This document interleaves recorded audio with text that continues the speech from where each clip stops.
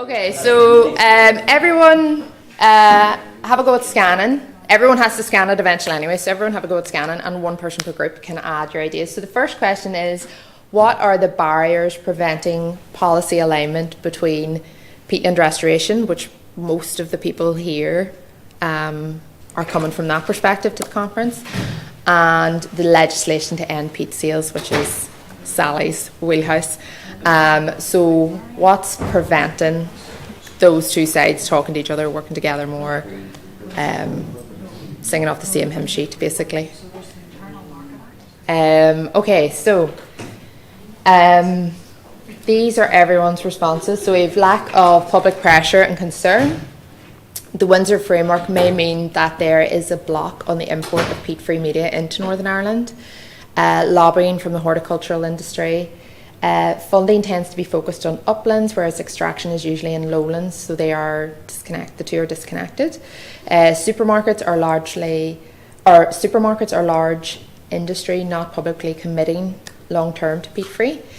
Inertia around change and links between politicians and the agri-food industry stymies progress. Need to get growers on board, but needs time and support, including resources for horticulturalists to get on board. Lack of shared literacy and lack of public awareness of the issues.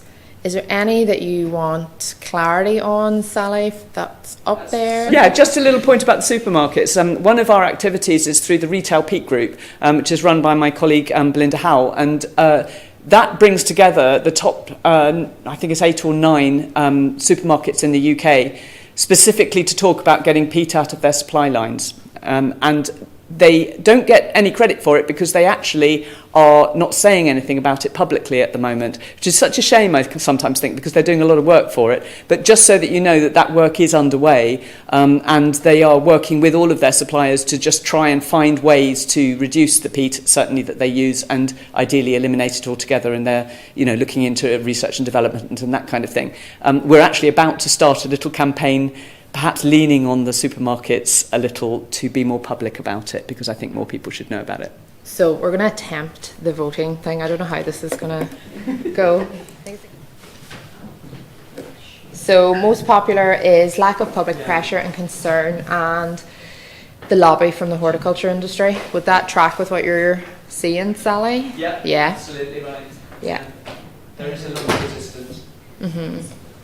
Can I ask about the National Trust stopping selling mushrooms and the big mushroom campaign that launched there and everything else? Oh yes. I mean, obviously, epic on your side, brilliant. Yeah. What was behind it?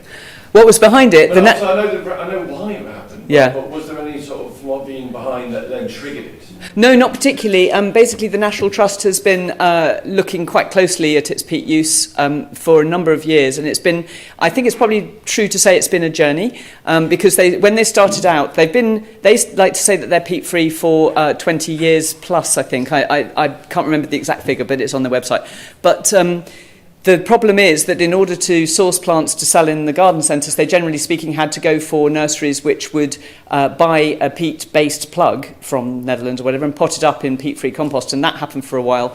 They're starting to move away from that now and become a lot more purist about it, because you can't really call yourself fully peat-free if you're actually 97-98% peat-free. To be honest, we'll work with anybody who wants to, who has that ultimate aim of being 100% peat-free. It's quite difficult under the current way that the industry is set up to be 100% peat-free. You basically have to raise most of what you sell yourself, which is tricky.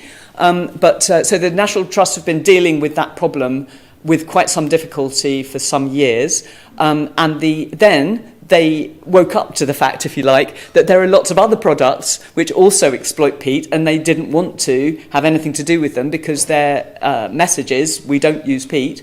And so that's why they stopped using mushrooms in their restaurants, because they couldn't find peat-free mushrooms.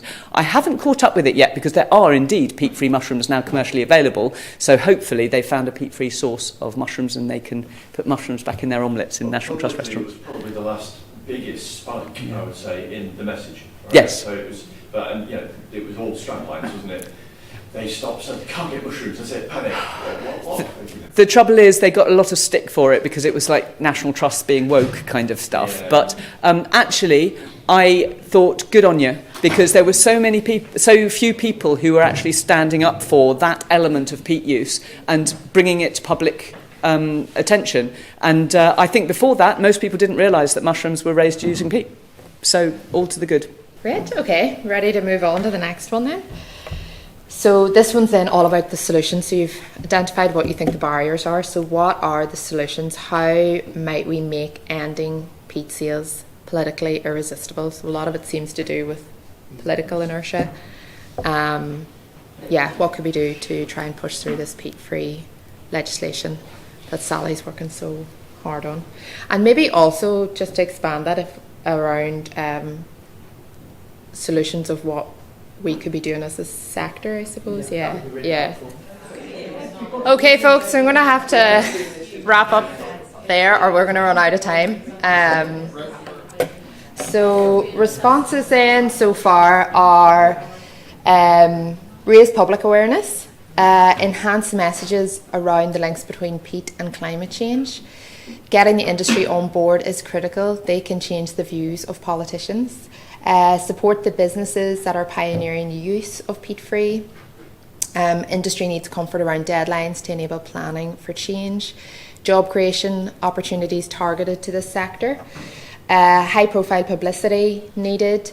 If it is somehow made financially beneficial to use peat-free, so some sort of horticultural emission scheme, and creating an evidence base for return on investment. Do you want to chat about any of those or get clarity on any of those, Sally? Or does anyone have any questions before we vote? Just to say that all, again, really great ideas, and I'll be taking them back to the team actually and starting to sort of, work on those, because this is so helpful and this is exactly what I kind of hoped to get from this session. I have to say, one of the things that I was kind of hoping to get is, because I don't get to talk to peat restoration people very much, and I know that you guys have incredibly sophisticated ways of working, and I was sort of hoping a few of those might be relevant, and they certainly do. The emissions scheme is a really great idea, and I think that that's something which we can certainly look into and see how practical it might be. It's certainly on my radar now, so thank you very much. Okay, so we'll do a wee vote then. So you were sort of discussing the messaging around peat-free. Yeah. Peat-free because, and it's not just carbon, is it? It's wood, carbon, flood, water, all those extra bits, and that little bit, the little add-on. Yeah. That we are peat-free because of. Yes. It's kind of a little bit kind of missing on a lot of comms at the moment. Yes, I think so, and there's a lot of kind of sort of scratchy stuff around this, people being very adversarial about it. And I think that one of the things that's a bit of a problem in the whole conversation surrounding this is that it's all about barriers. It's all about where you can't do it.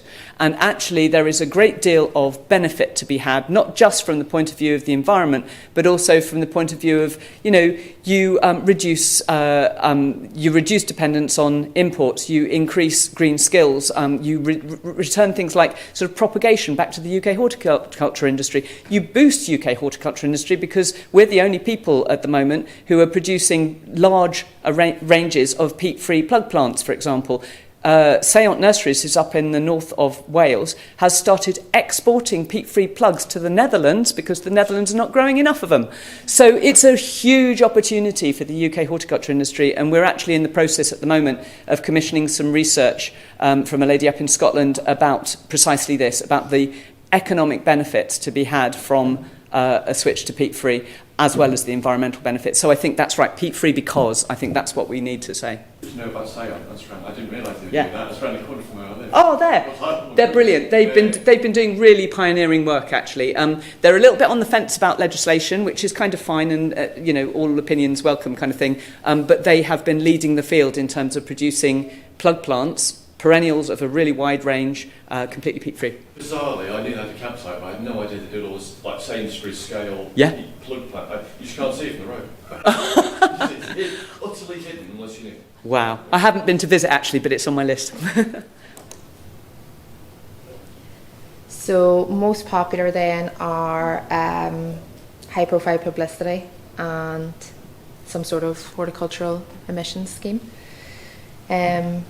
Brilliant. Okay, so last question then is, how can we work better together towards ending peat sales? So what specific action do we need to take as a sector? How can we peatland restoration folks work better with the likes of Sally and the legislative side to see the end of peat sales happen? What can we do, or what special skills or networks do we have that we could tap into and help push this along? Okay, so we've got help promote the peat-free messaging, for example, on social media and in visitor centres. Publicly available data such as evidence of location of peat extraction, peat sales information. We need to make the connections between our own restoration projects on the ground and ending the use of peat compost through campaigning policy and advocacy in local communities. Share positive messages about the people who are using peat-free. We need to set a set of shared resources that we can easily adapt and use, linking our practical restoration actions to ending peat use. More focus on comms and influencing through social media posts, so targeted messaging to different audiences and demographics, similar to the Moors of the Future wildfire campaign. Peat-free work and peatland restoration in the same room together, communicating and advocating. Partnership working with organisations to help them move to peat-free. Need emotional hooks to build a narrative around, such as water quality, curlews, etc. Carbon reduction doesn't emotionally resonate. And strong unified messages across organisations. So do you want to clarify or chat about any of those, Sally, before we vote?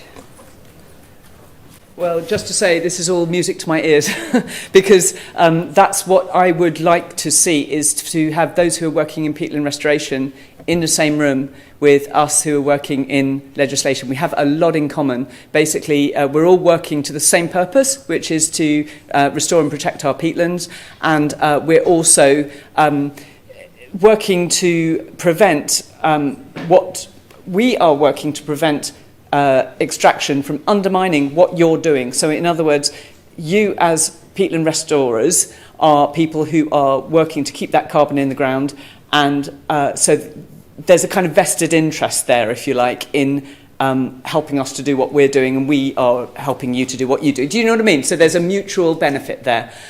So absolutely, let's work closely together, and this is all just brilliant, really good stuff. Great. Right, we'll do a wee vote then.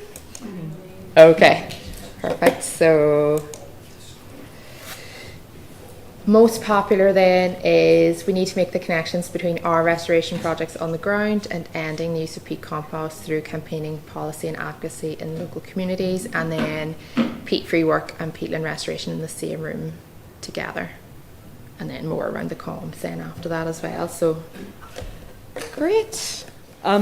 So yeah, thank you so much everybody for all of your input. This has been an incredibly, for me, really inspirational and useful discussion about something which I don't think gets kind of aired enough.